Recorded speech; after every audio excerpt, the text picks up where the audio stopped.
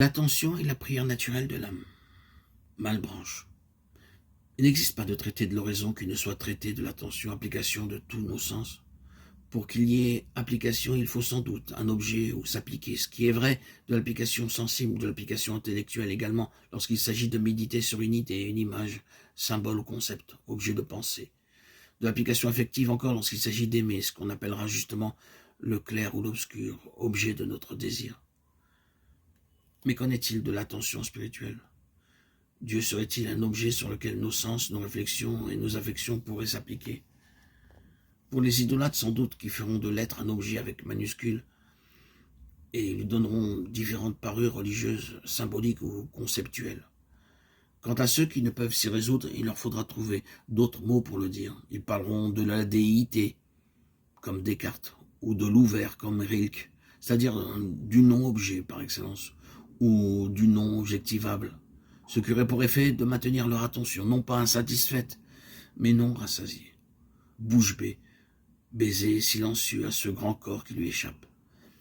Le réel est ce qui manque à nos sens, à nos pensées, à nos désirs. Être attentif à ce réel qui manque dans les réels qui se donnent à voir, à penser et à aimer, fait de l'attention l'oraison la plus simple, la plus exigeante.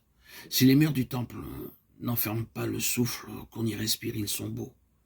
Il est intéressant de remarquer dans le vocabulaire grec la proximité des mots. Prosoché, oraison, et prosoché, attention.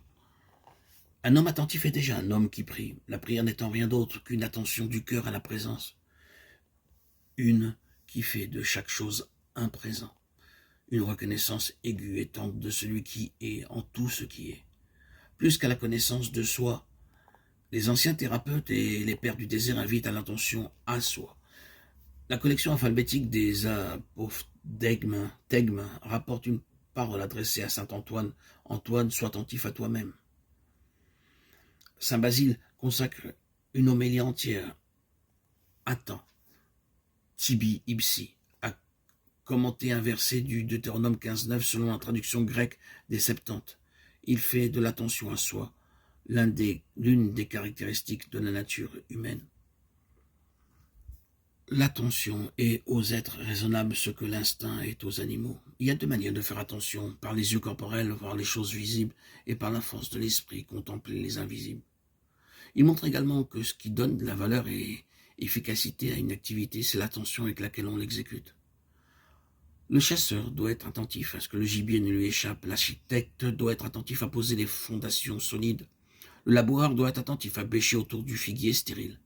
Le pasteur doit être attentif à ramener les brebis égarées. L'athlète doit être attentif à la règle du jeu. Il résumera sa pensée en deux phrases courtes qui demeurent toujours intéressantes à méditer. L'attention à soi-même conduit à la connaissance de Dieu. Sois attentif à toi-même pour être attentif à Dieu. Ainsi, l'attention conduit à la connaissance et la connaissance conduit à l'adoration. Le regard attentif voit Dieu dans l'homme. Il voit l'homme en Dieu, dans un langage moins religieux. Il voit l'être dans les étangs, et il voit les étangs dans leur relation à l'être. Le regard inattentif ne saisit plus cette relation. Il s'enferme dans l'opposition du visible et de l'invisible. Il n'y a plus pour lui que la réalité matérialiste des choses ou leur absence.